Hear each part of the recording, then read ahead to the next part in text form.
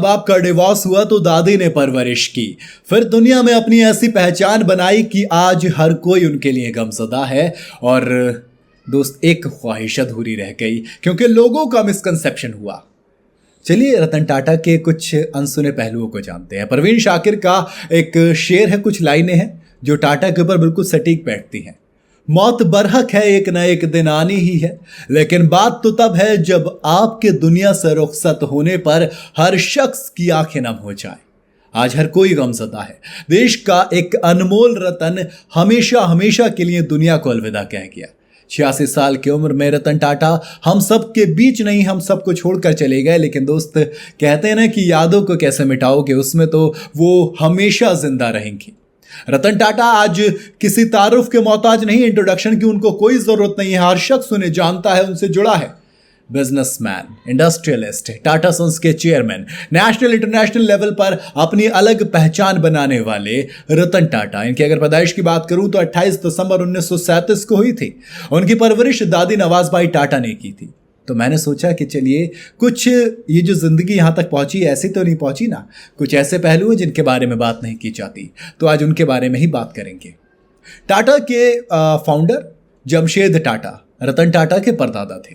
उनके माता पिता 1948 में सेपरेट हो गए थे, जब वो महज 10 साल के थे। ऐसे में उनके पालने की जिम्मेदारी उनकी दादी और रतन जी टाटा की पत्नी नवाजबाई टाटा ने उठाई और इस जिम्मेदारी को बखूबी निभाया। रतन टाटा इसी वजह से अपनी दादी के बेहद करीब भी थे, क्योंकि उन्होंने ही उन्हें पाल पोस कर बड़ा किया है। प्यार खूब मिला उनसे, दादी से अपनी, लेकिन अपनी प्यार की जो कहानी है वो अधूरी रह गई। जिंदगी भर उन्होंने शादी नहीं की, क्योंकि दोस्त किस्सा एक ऐसा था कि प्यार के करीब 4 बार पहुंचे, लेकिन तकदीर को शायद मंजूर नहीं था। हर बार किसी न किसी वजह से उनकी शादी अटक गई। मौका मिला लेकिन कामयाबी नहीं मिली। उन्होंने एक बार खुद इस बात को एक्सेप्ट किया था जब वो LA में थे, लॉस एंजलिस, वहां पर वो काम कर रहे थे। तब एक वक्त ऐसा आया जब उन्हें प्यार हो गया। लेकिन फिर 1962 का साल आता है, इंडिया चाइना में जंग छिड़ जाती है और जिसकी वजह से लड़की के जो पेरेंट्स हैं उससे इंडिया भेजने के खिलाफ हो जाते हैं। रतन टाटा देश को नहीं छोड़ते। रतन टाटा कहते हैं देश थोड़ा ज्यादा प्यारा है दोस्त, और इस तरह से प्यार अधूरा रह जाता है। और फिर आज तक रतन टाटा कुंवारे रहे। पढ़ाई की बात कर लेते हैं थोड़ी सी। वैसे तो इसके बाद सिमी ग्रेवाल के साथ भी तार जुड़े, लेकिन कहानी पहुंची नहीं। टाटा ने 8वीं तक की पढ़ाई कैंपियन स्कूल मुंबई से की।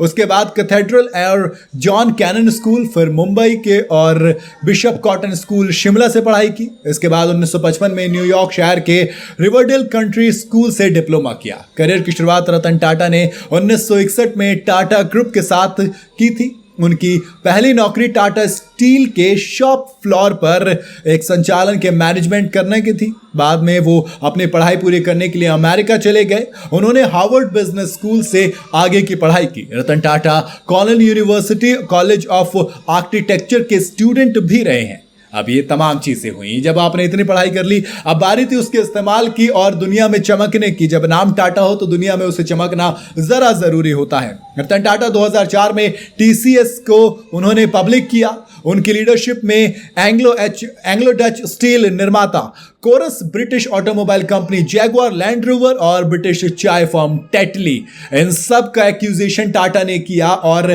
टाटा ने दुनिया को बताया कि हाँ, वो सिर्फ इंडिया का नहीं बल्कि इंडिया की पहचान दुनिया में बड़ा करने वाला ग्रुप है। उसके बाद आता है एक सपना। सब कुछ सही चल रहा था। फिर आती है गाड़ी नैनो।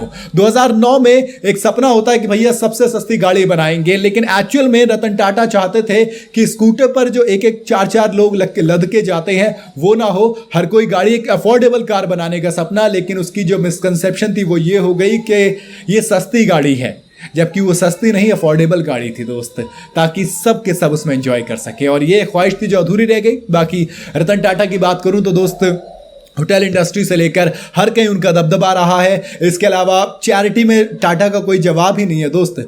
मतलब आप हिसाब लगाइए ना, आप अगर बात करेंगे कैंसर के इलाज के हॉस्पिटल के लिए रतन टाटा ने बनवाए, मतलब टाटा ग्रुप ने बनवाए हैं। आप बात करेंगे बेजुबानों की जबान बनने की, तो रतन टाटा ने उसके लिए क्या किया है, कुत्तों वगैरह के लिए एक अलग से पूरे का पूरा घर बनवाया, पूरे ग्रुप्स चलाते हैं। इसके अलावा बात करेंगे 2014 में 95 करोड़ रुपए IIT बॉम्बे को रिसर्च के लिए डोनेट कर दिए थे। मतलब ये तो बहुत छोटे से एग्जाम्पल है। कोरोना में PPE किट देना, फिर सेंटर फॉर टेक्नोलॉजी डिज़ाइन के लिए अलग अलग चीज़ें बनाना। टाटा का इट्स लाइक कि इंडिया डेवलप करेंगे दोस्त। अपना मकसद ही नहीं है पैसे कमाना, पैसा तो बहुत है, सब ने कमाया है, कमा लेंगे। और इसी वजह से पद्म भूषण से लेकर पद्म विभूषण तक दोनों उनको अवार्ड मिले हैं, एक 2000 में, एक 2008 में। बाकी उम्मीद करेंगे रतन टाटा को दोस्त भारत रत्न दे मिले, क्योंकि इंडिया का मिले ना मिले खैर मुझे कोई फर्क नहीं पड़ता। हमारे लिए इंडिया का रत्न वो खुद शख्स है, कोई अवार्ड का वो मोहताज नहीं है। बाकी आपकी क्या राय है, आप अपनी राय मुझे कमेंट में बता सकते हैं। वीडियो अगर आपको पसंद आई हो तो इसे लाइक और शेयर जरूर करें। जाते जाते चैनल को फॉलो और सब्सक्राइब जरूर करते जाइएगा।